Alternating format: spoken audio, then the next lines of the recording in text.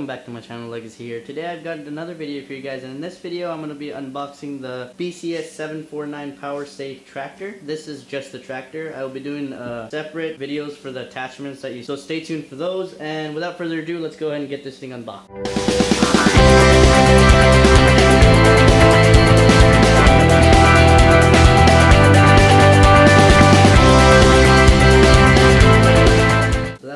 In the box, everything is nice and tidy. It's all put away. We have to put it together. So I will see you guys when this thing is out of the box. Okay, so after a lot of work, we have gotten the machine out of the box, and this is what came with the box. It came with the two wheels. So now what we're going to do is we're going to go ahead and put this thing together. We're going to put the wheels on and get it ready to basically move around so we can easily maneuver it and show you some of its features. So let's go ahead and do that right now. Okay, so we finally gotten the wheels on the tractor here. We've gotten the nuts on it, but these are just loose, so I'm going to go ahead and tighten them in a minute here.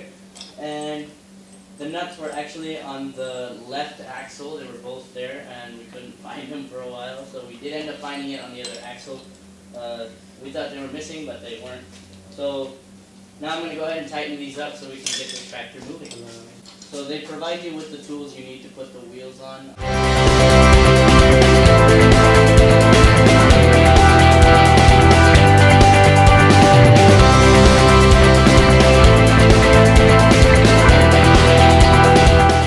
Okay, so now we've got the whole tractor out of the box, everything connected, and everything is perfect. We had to get the battery. This battery is not included in the tractor or with the tractor. This is, we have to buy this separately from a different store, and we contacted the supplier and the manufacturer, and they both said that it is not provided with any tractor. So this battery was not with the tractor, and we had to get it to be able to use our ignition start here, which would be kind of useless without the battery. And the battery is inexpensive. It's not that expensive, so you could just get that. And this is a 12 volt 16 amp hour battery. It works perfect for this. You really don't need any. The amp per hour could be anything, but it needs to be a 12 volt battery. And moving on to the next part, before you touch any controls here, you have to come down and check the engine oil.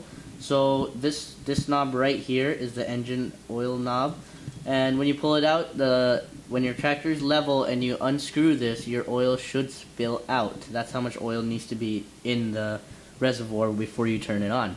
That is the safe level, I guess. So you don't want to follow the dipstick if you're given a dipstick with this. The dipstick is for level purposes. If you go on an angle, then the dipstick is kind of useless. It's not accurate. So you want to fill it up all the way to the point where the oil is leaking out of the hole. Right next to the oil reservoir, you're going to see here, there's a bolt there, and that's the draining bolt. That's the bolt you use to drain the oil, and if you want to change it. So that's the drainage bolt. Now, on the other side of this tractor, you've got the same exact setup. Here you have the same exact setup. You got that drain bolt again, and then you've got that reservoir fill bolt. So these both knobs lead to the same reservoir, which is the engine oil. Now, next to that, in this little part right here, you'll see a filter. Now this filter is not for the engine oil, it is for the transmission and the gearbox.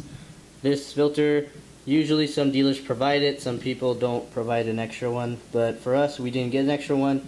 You have to change it after 30 hours of operation. For the first time you break into the tractor, it says it on there if you can read it. And then after that, you change it every 100 or so hours of use. So if you move over here, you'll see that little knob, which is the gear oil knob. This is where you fill the gear oil and the transmission oil. That's where you fill it, and then that's the filter for that system. Okay, so now we are at the controls of the tractor. So this here is the clutch area. Basically, this is where you engage and disengage the tractor. For this specific model, the 749 Power Safe, or basically all the newer models, you have to press the bottom lever first, and then the top lever to engage or disengage the whole thing. And then if you slowly let go of the bottom one, that's when you're starting to engage the tractor's power from the engine to your transmission. So when you hold both of them together like this, that's actually disengaging everything. And then when you slowly let go, that's engaging the power. So when you let go of the whole thing, that's going to disengage the power to the whole system, and you're just kind of sitting there idle. So you don't want to ever press the top one first. You always want to press the bottom one and then the top one. Otherwise, you're going to end up snapping this cable or the connector of the cable over there by the transmission. So you want to press the bottom and then the top. That's the basic following instructions for this part. This right here on the left is the brake for the left wheel. Now when you rotate, the same thing here on the right side, you have the right brake here. When you rotate this whole steering column to the other side, it would flip. So you wouldn't get confused basically. And then if we move up here, you'll get the kill switch. This is where you on and off the tractor basically. You've got these little middle stickers here. If you can see that, they're kind of useless. You can't even stop the switch in the middle. It does nothing. Basically it's on and off. On and off, that's basically what this switch does. The middle stickers mean nothing. You've got your emergency parking here. Basically it parks both brakes. If you see me engage the parking here, it's going to pull both brakes in together, and that's going to put the whole tractor into parking, and you can't move it basically. Here you've got a little diagram of how you should use the clutch system here. You want to always press the bottom one first and then the top. Never press the top, as it says stop right here. And then if you come over to the right column here, you've got your differential lock. This basically means if you put it down like this, both your axles are working together. You can't really use each wheel individually. When you push it back up, this basically means that you're unlocking it and you can use each wheel individually as their separate axles and rotate and make it easier for you to turn the tractor. Now this is the gear shifter. Basically you could go forward and back, reverse with this knob here. This pulls it back. You just flip it just like that. That's reverse, and then that's forward. And this basically, it's the same thing as the brakes. Once you turn it around, once you turn this whole steering column around with that knob here, it would reverse. Basically this would become the forward position or the reverse position, and this would become the forward position when you flip the steering column. So now if we come to the center here, you've got your gear selector. This pushes this system right here, and it would tell you that you're in first gear, then neutral, then second gear, then neutral again, and third gear. This is how you would control your gearing action and your whole tractor speed and whatnot. And then if you see this part right here, this is the accelerator. This is what determines whether your speed is your engine is at max RPM or not, or lowest RPM, or idling, or whatever you want to do. If you're not using it, you could put it all the way down and then it's like a constant idle. And then if you push it all the way up, it's at max power and you could really use the full potential of the engine. So now if you come over here to this middle center column here, or the center knob, if you push this down, you can rotate the whole steering column up and down to your needs. You could push it up and push it down, whether if you're tall or short, or just to suit your needs to the angle. And you can see here that there's little divots that help this thing lock in place right there, if you can see those. And then if you come over here, this is the PTO, engage and disengage. This is the PTO gear basically. This is how you engage and disengage it. If you push it, it engages the PTO, and if you pull it, it disengages the PTO. So that's how you control your tools when you have them connected to the PTO shaft. Now if you come down here, you'll see that my model here has the electric start here. You've got a circuit protector down here. You've got your key and your keyhole and switch here. Right is to start it. Middle is the on position basically, and the far left is to turn it off. So if I were to turn it to the right, it would start to crank the engine.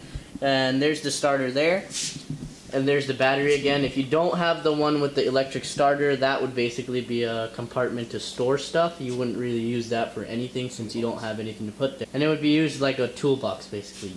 Kind of, I mean, I don't know what tools you would put in there, but so if you come over here, you'll see you've got your muffler here. It is a bit warm because I did start it a little bit ago. This mesh here, basically you're supposed to replace it if you get the spark arrestor kit with it, and I did get it. If you did get the spark arrestor kit, this is how it looks. It basically has more mesh inside instead of just being that front piece. You would unscrew this first, unscrew this, take the filter out, take the bottom part of the filter holder out, and then you would unscrew this metal plate here from the right, the left, and the back side, I believe. And then you could just take this metal plate out, and then you could take the 2 screws out to take the mesh out, and that would then be grant you access to the replacement of the spark arrestor. So that's how that works. So if we come around to the front side of the tractor here, you'll see that this is the PTO. I haven't really removed any of the nuts and bolts to hold the cover in place. We do have the quick coupling that you could use to connect and disconnect your tools. Here it is right here. This is the female connector here with the little knob on top. That, I think, that would connect to the tractor. And these are the pieces that connect to the equipment. These are the male parts of this quick coupler. So this came with my tractor. You've also got this little piece up here. You can use this piece to basically attach your dozer blade or some sort of attachment like that uses the main frame to push something. You could also attach like a sulky to it where you could sit and drive this tractor basically.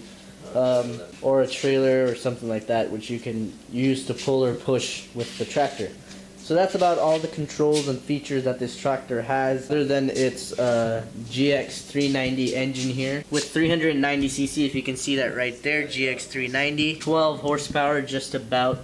This is a great engine. I'm going to turn it on here in a second. So now we're going to go ahead and try to install the front shroud before we get this tractor started. This is the shroud, basically. It's the whole plastic piece that covers the front of the tractor. It has a nice logo on there for BCS. It has the model number.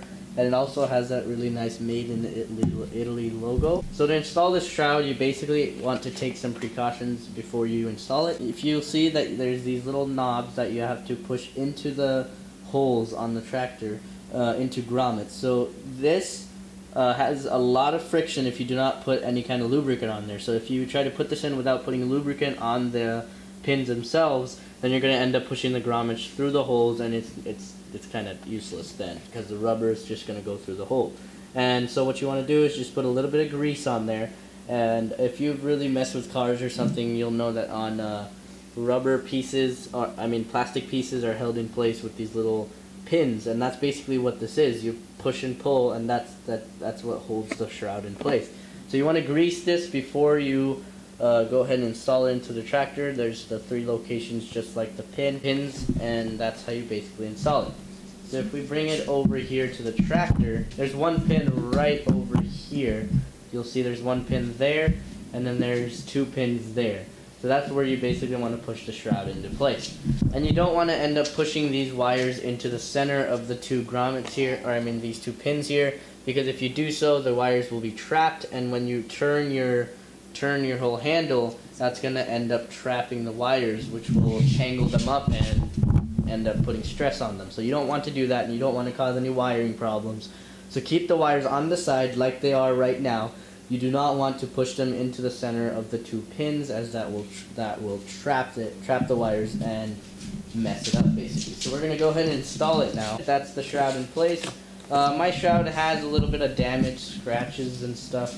They haven't really done anything about it, so I hope they do get back to me on that, on some fixes or something, or some discounts, because that is not very good for a very expensive piece of equipment like this. If it's damaged, you kind of don't want to get it. Now let's go ahead and start the tractor up like we said, and we'll see how it turns on. So the top piece there, that's the choke there. You want to put it to the left when you're turning the whole tractor on. That's going to fully engage the choke on the tractor. The left is choke, the right is choke off basically, and the bottom, that's the gas on and off basically. That's how you turn. If you put it to the left, your gas will turn off. If you put it to the right, your gas will turn on. So you've got those little stickers there that explain to you how the 2 switches work, with the 2 stickers right over there. So once you get those up and running, you want to put the top one to the left and the bottom one on the right. You want to give it full choke and turn on the gas, and then you want to come up where the kill switch is, and you want to turn it down into the on position and not on the off position. And then once you get that done, if you have the electric start, you can come down here at the electric starting switch here, the electric ignition switch, and turn it on. So that is the engine idling there, a very, very beautiful sound. That is lowest power given from the accelerator here right there. If you turn that up, you'll get more power. Look at that.